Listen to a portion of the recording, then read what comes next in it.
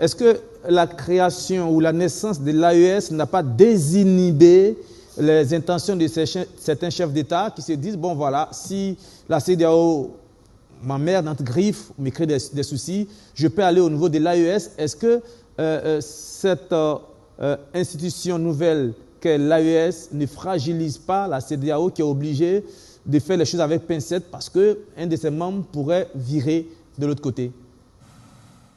Oui, c'est vrai ce que tu dis. Et au début, vous vous rappelez, je disais que la CEDEAO n'a qu'à faire attention dans sa manière d'agir parce qu'en même temps que la CEDEAO combattait les trois pays, en même temps la CEDEAO se combattait elle-même parce que ça risquait de créer des problèmes, puisque la CEDEAO s'est fait téléguider.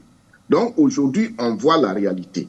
Mais il faut se dire une chose, la création de l'AES a effectivement perturbé les plans de la CEDEAO et l'AES a fragilisé la CEDEAO.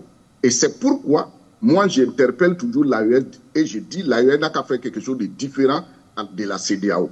Et en même temps, je dis aujourd'hui, il faut que l'AES refuse toute personne, tout État qui va venir se mettre dans l'AES actuellement parce qu'on risque de créer une CEDEAO bis et les années à venir, les gens vont commencer à quitter et l'AES sera éclatée. L'AES n'est pas encore forte pour accueillir un membre. Maintenant, qu'est-ce qui se passe? Il faut revenir sur nous-mêmes et à nos fondamentaux. Depuis un certain temps, vous savez que l'Afrique, certains pays, les dirigeants ne sont pas des Africains. Ce sont comme des gouverneurs coloniaux qui sont là pour bloquer nos pays. Tout ce que vous voyez là, c'est le système de blocage des pays dans leur évolution. On amène un chef d'État qui vient, qui crée des problèmes à son pays. Après lui, c'est le chaos, il faut recommencer. Et c'est ce qu'on a actuellement à la CEDEAO.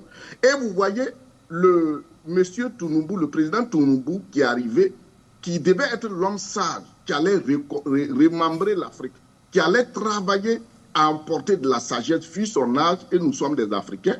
Mais malheureusement, c'est avec lui qu'on voit tout ce qui arrive. Donc, ce qu'il faut attendre, la CEDEAO, il reste le dernier clou du cercueil. Et on va fermer. Voilà. Parce que ce qui se passe en Côte d'Ivoire et en Guinée-Bissau, on ne sait pas comment ça va arriver. Mais l'Afrique de l'Ouest n'a qu'à s'attendre à encore un chaos. Parce que ces deux pays-là, il y aura des problèmes dedans. Parce que rien n'est clair. Ces chefs d'État n'ont pas eu la sagesse de dire on va laisser le pays en paix. Ils veulent créer des problèmes. Et c'est la logique de la gouvernance quand on n'a pas des dirigeants qui prennent leurs responsabilités, qui sont des patriotes. Donc, pour la CEDEAO, je pense que c'est fini. C'est à l'AES d'assumer ses responsabilités si l'AES veut vraiment faire grand.